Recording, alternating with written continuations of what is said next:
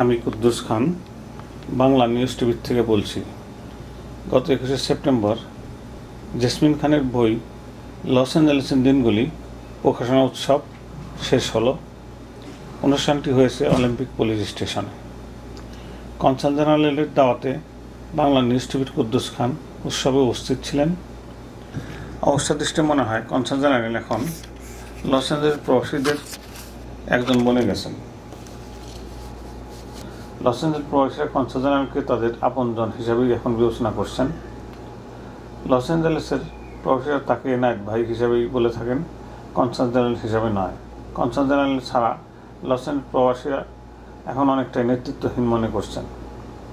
Jasmine খানকে দেওয়া সম্বর্ধনার পিছনে তার হাতই ছিল সবচেয়ে বেশি, কিন্তু কনসাল জেনারেলে তার এই মহৎ কাজের কৃতিত্ব অন্যের হাতে তুলে দেন। এখানেই তার মহানুভবতা। জেসমিন খান খুবই ভালো বক্তা। গত বছর হুমায়ুন আহমেদের সম্বর্ধনায় তাকে লস অ্যাঞ্জেলেসবাসী চিনেছেন। এই সভায় তার বক্তব্য ছিল সেরা বক্তব্য। জেসমিন খান লেখক, সাংবাদিক ও কলামিস্ট। দৈনিক যুগান্তরের সাহিত্য পত্রিকার স্বজন সমাবেশে শুরু থেকেই তিনি জড়িত ছিলেন। ঠিকানা পত্রিকাতেও তিনি নিয়মিত লেখালেখি করে থাকেন। তিনি বেশ কয়েকটি বই লিখেছেন। লস অ্যাঞ্জেলেসের দিনগুলি বইটি আমি পড়ে শেষ করতে পারিনি। যেটুকু পড়েছি তাতে মনে হয়েছে লস অ্যাঞ্জেলেস ছোটোখাটো ঘটনা নিয়ে এই বইটি তিনি রচনা করেছেন। লেখকের লেখার হাত খুবই ভালো, ভাষায় মুনশিয়ানা আছে, সে কথা নিশ্চিত করে বলা যায়।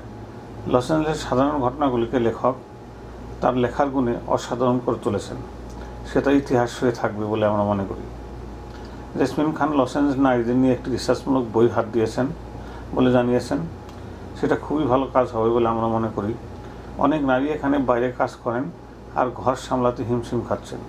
তাদের বিষয়ে দু কলাম লিখলে তাদের মর্যাদা দেওয়া হবে, আবার তাদের বিষয়ে বাংলাদেশের জনগণের একটি ধারণা জন্মাবে। এই মহৎ উদ্যোগের জন্য আমরা জেসমিন খানকে সাধুবাদ জানাচ্ছি। আবার ধন্যবাদ দিচ্ছি কনসাল জেনারেল এনায়েত হোসেনকে।